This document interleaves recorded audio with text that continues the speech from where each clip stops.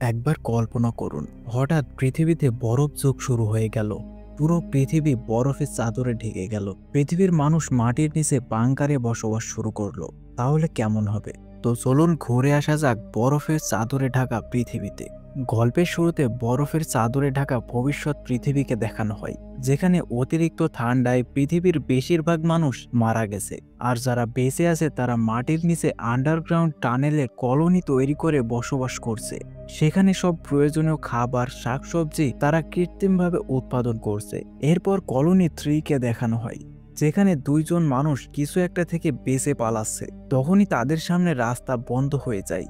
আর এরপর আরও একটি কলোনিকে দেখানো হয়, যার নাম কলোনি 7। কলোনির বাইরে স্যাম নামের একজন মানুষকে দেখানো হয়। সে কলোনির বাইরে কিছু একটা মেরামত করছিল। তখনই সেই কলোনির ভিতর থেকে দুজন গার্ড একজন বৃদ্ধ লোককে নিয়ে বাইরে আসে। গার্ডদের মধ্যে একজনের নাম ছিল মেসন। সে সেই বৃদ্ধ লোকটির দিকে বন্দুক তাক করে। বৃদ্ধ লোকটি মেসনের কাছে প্রাণ ভিক্ষা চায়। আসলে সেই কলোনিতে একটি নিয়ম ছিল যে কোনো মানুষ যদি অসুস্থ হয় তাহলে তার থেকে বাকি মানুষ যাতে অসুস্থ না হয় তার জন্য অসুস্থ মানুষদের আলাদা একটি ঘরে আটকে রাখা হয়। নির্দিষ্ট সময়ের মধ্যেও সেই মানুষটি যদি সুস্থ না হয় তাহলে তাকে মেরে ফেলা হয়। কিন্তু অসুস্থ মানুষকে মারার আগে তাদের দুটো চয়েস দেওয়া হয়, যে হয় তারা ওই কলোনি ছেড়ে চলে যাবে, আর না হলে তাকে মেরে ফেলা হবে। কিন্তু মেসন বৃদ্ধ লোকটির কোনো কথাই শোনে না। সে মনে করে মৃত্যুর ভয়ে মানুষ এখান থেকে চলে গেলেও বাইরে খাবার না পেয়ে ঠান্ডায় আবারও কলোনিতে ফিরে আসবে। মেসন যখন বৃদ্ধ লোকটিকে মারতে যাবে তখন স্যাম তাকে বাধা দেয়, কিন্তু মেসন তার কোনো কথাই শোনে না আর তাকে মেরে ফেলে। এরপর কলোনির ভিতরের অংশ দেখানো হয়, যেখানে আলাদা আলাদা চেম্বারে মানুষের প্রয়োজনীয় খাবার, পানি, ঔষধ সংরক্ষণ করা হয়েছে। সেখানে পুরনো ফলের বীজ দিয়ে তারা নতুন ফল তৈরি করছে। আর ওই কলোনিতে 400-রও বেশি মানুষ রয়েছে। স্যাম এরপর ব্রিক্স এর সাথে দেখা করে। ব্রিক্স হলো ওই কলোনির লিডার। স্যাম ব্রিক্সকে কিছুক্ষণ আগে ঘটে যাওয়া বৃদ্ধ লোকটির ঘটনা সম্পর্কে জানায়, যে মেসন ওই লোকটিকে নিয়মের বাইরে গিয়ে মেরে ফেলেছে। বৃদ্ধ লোকটি কলোনি ছেড়ে চলে যেতে চেয়েছিল। একথা শুনে ব্রিক্স কিছুক্ষণ চুপ করে থাকে আর তাকে বলে, এই বিষয়ে আমি পরে দেখছি, আমাদের কাছে এখন এর থেকেও বড় সমস্যা রয়েছে। এরপর তারা কলোনির কন্ট্রোল রুমে যায়, যেখানে কুমার কলোনি 5-এর সাথে কন্ট্যাক্ট করার চেষ্টা করছে। এই কন্ট্রোল রুমের মাধ্যমে তারা বাইরে তাদের মতো আরও যে কলোনি রয়েছে তাদের সাথে যোগাযোগ করে। কিন্তু গত কয়েক ঘন্টা ধরে কলোনি 5-এর সাথে তাদের যোগাযোগ নষ্ট হয়ে যায়। ব্রিক্স সেখানে গিয়ে মাইকে একটি অ্যানাউন্স করে যে 30 মিনিটের মধ্যে কলোনির মেন হল রুমে সবাইকে উপস্থিত হতে বলে। এরপর কাই নামের এক মেয়ে স্যাটেলাইটের মাধ্যমে বাইরের কোনো একটা জায়গার সন্ধান করছিল, যেখানে তাপমাত্রা বসবাসযোগ্য হয়। অন্যদিকে ব্রিক্স মেসনের কাছে যায় আর তাকে বলে, তুমি কেন নিয়মের বাইরে গিয়ে লোকটিকে মারলে? তুমি তো এখানকার নিয়ম সম্পর্কে সব জানো। কিন্তু মেসন কোনো কথারই উত্তর না দিয়ে সেখান থেকে চলে যায়।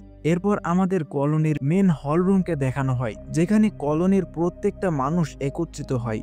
সেখানে একটি বৃদ্ধ মহিলাকে দেখানো হয়, যে কিনা অসুস্থ ছিল, কিন্তু তার অসুস্থ হওয়ার ব্যাপারটা সে লুকিয়ে রাখে। এরপর সেখানে স্যাম আসে আর তাদেরকে দেখে স্বাভাবিক মনে না হওয়ার কারণে তাদেরকে রুমে যেতে বলে।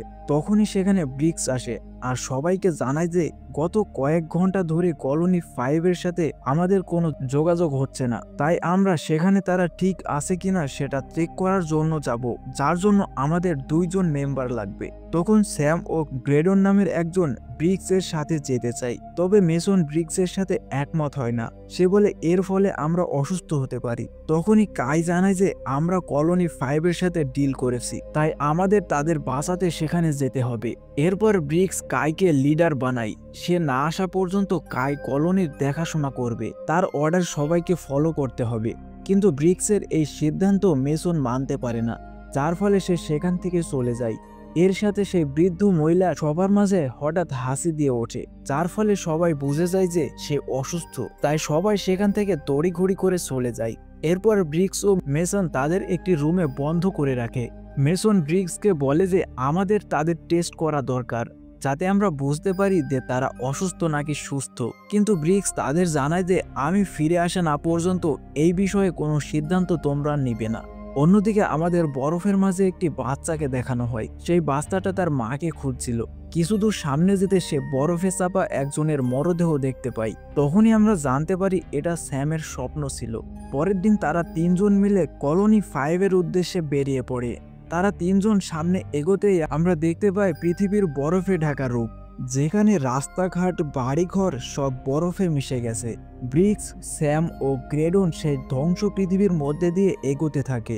সামনে তারা বিশাল আকারের একটি মেশিন দেখতে পায়। মূলত এই মেশিন দিয়ে যে কোনো জায়গার আবহাওয়া পরিবর্তন করা যায়, কিন্তু বর্তমানে পৃথিবী বরফে ঢেকে যাওয়ার ফলে মেশিনটি নষ্ট হয়ে গেছে। এরপর তারা সামনের দিকে এগোতে থাকে। কিছু দূর যেতে সামনে তারা একটি ভাঙা ব্রিজ দেখতে পায়।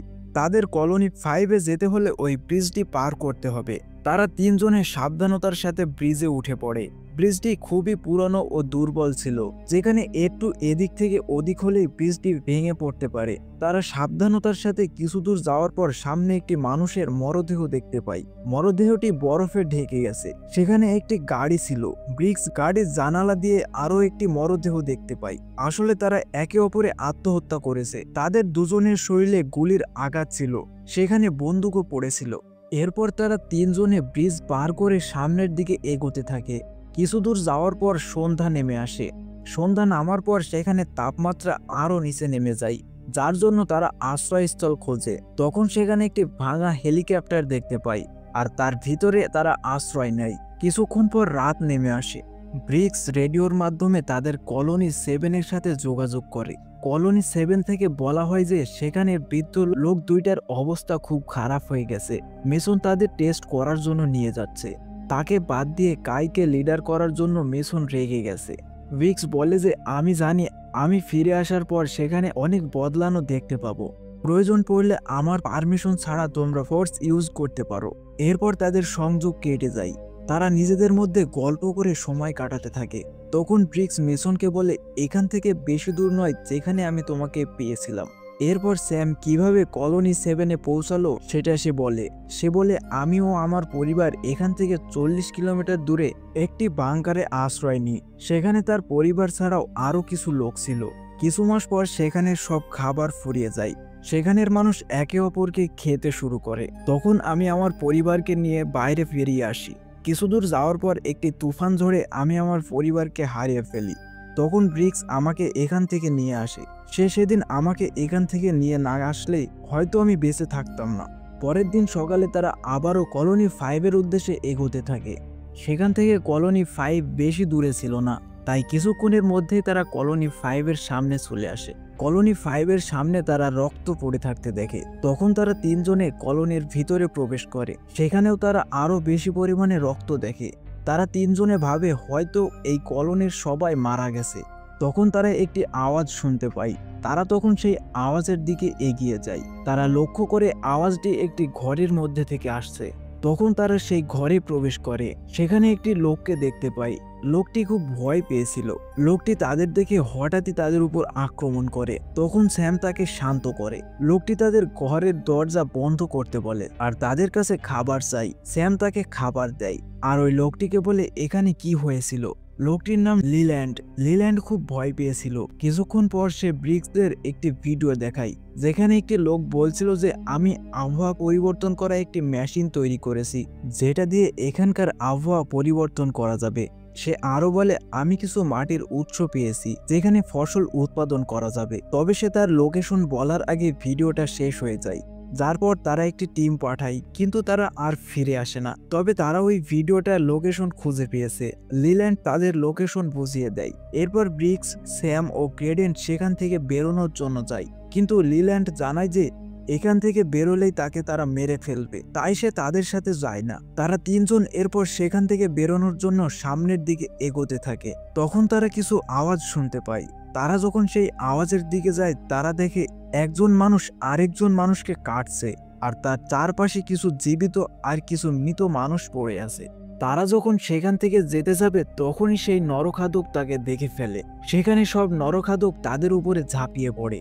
স্যাম তাদের উপর গুলি করতে থাকে, কিন্তু সেখানে অনেক পরিমাণে নরখাদক ছিল, তাই তারা সেখান থেকে পালিয়ে যায়। অন্যদিকে গ্রেস আলাদা হয়ে যায়, যার ফলে তাকে একা পেয়ে নরখাদকরা তাকে মেরে ফেলে। এদিকে স্যাম ও ব্রিক্স কলোনি থেকে বাইরে বেরোনোর পথে চলে আসে।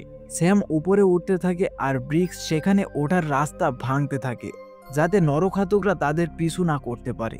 কিন্তু তখন একটা নরখাদক ব্রিক্সের উপর ঝাঁপিয়ে পড়ে। ব্রিক্স ও স্যাম কোনো মতে সেখান থেকে বেরিয়ে আসে। ব্রিক্স একটি বিস্ফোরক দিয়ে কলোনিটিকে ধ্বংস করে দেয় আর সেখান থেকে তারা কলোনি 7-এর উদ্দেশ্যে সামনের দিকে এগোতে থাকে। সামনে এগোতে এগোতে তারা সেই ভাঙা হেলিকপ্টারে গিয়ে পৌঁছায়। তারা সেখানে আশ্রয় নেয়। স্যাম বলে যে আমাদের সামনের দিকে এগোনো উচিত।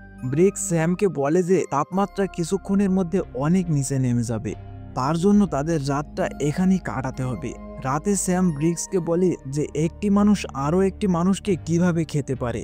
তখন ব্রিক্স তার সাথে ঘটে যাওয়া ঘটনা সম্পর্কে বলে যে আমি যখন আর্মিতে ছিলাম তখন সেখানে কিছু মানুষ তাদের উপরে কন্ট্রোল হারিয়ে ফেলে, তারা পশুর মতো হয়ে যায়, তাদের মধ্যে মনুষ্যত্ব বেঁচে থাকে না। পরের দিন সকালে স্যাম যখন তার কাছে থাকা দূরবীন দিয়ে কলোনি 5-এর দিকে দেখে তখন সে দেখে ওই নরখাদকগুলো তাদের দিকে এগিয়ে আসছে।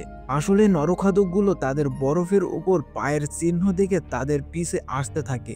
এটা দেখে স্যাম ও ব্রিক্স ব্রিজের দিকে যেতে থাকে। তাদের পিছে নরখাদকগুলো আসতে থাকে।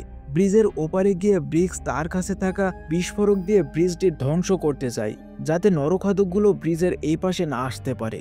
ব্রিক্স বিস্ফোরকটিতে আগুন লাগিয়ে দূরে সরে যায়, কিন্তু দেখা যায় যে বিস্ফোরকটি বাতাসে নিভে যায়, যার জন্য ব্রিক্স বিস্ফোরকটি জ্বালানোর জন্য যায়। সে যখন বিস্ফোরকটি জ্বালায় তখন সেখানে নরখাদকগুলো চলে আসে আর ব্রিক্স সহ কিছু নরখাদক আর ব্রিজের কিছু অংশ বিস্ফোরণের ধ্বংস হয়ে যায়। ব্রিক্স মারা যায়। স্যাম সেখান থেকে পালিয়ে যায়। অন্যদিকে আমাদের কলোনি 7-কে দেখানো হয় যেখানে মেসন সে বৃদ্ধ মহিলাটিকে মেরে ফেলে। তখন সেখানে কাই চলে আসে আর মেসনের দিকে বন্দুক তাক করে। ততক্ষণে স্যাম সেখানে চলে আসে। তখন কাই স্যামকে দেখে তার কাছে যায়। ততক্ষণে স্যাম অজ্ঞান হয়ে যায়। অন্যদিকে মেসন পিছন থেকে কাইকে মেরে অজ্ঞান করে দেয়। এর কিছুক্ষণ পর যখন স্যামের জ্ঞান ফেরে তখন সে দেখে তাকে মেসন বেঁধে রেখেছে। স্যাম তখন মেসনকে জানায় যে ব্রিক্স ও গ্রেডন মারা গেছে আর কলোনি 5-এ বেঁচে থাকা মানুষগুলো নরখাদক হয়ে গেছে, তারা আমাদের কলোনির দিকেই আসছে।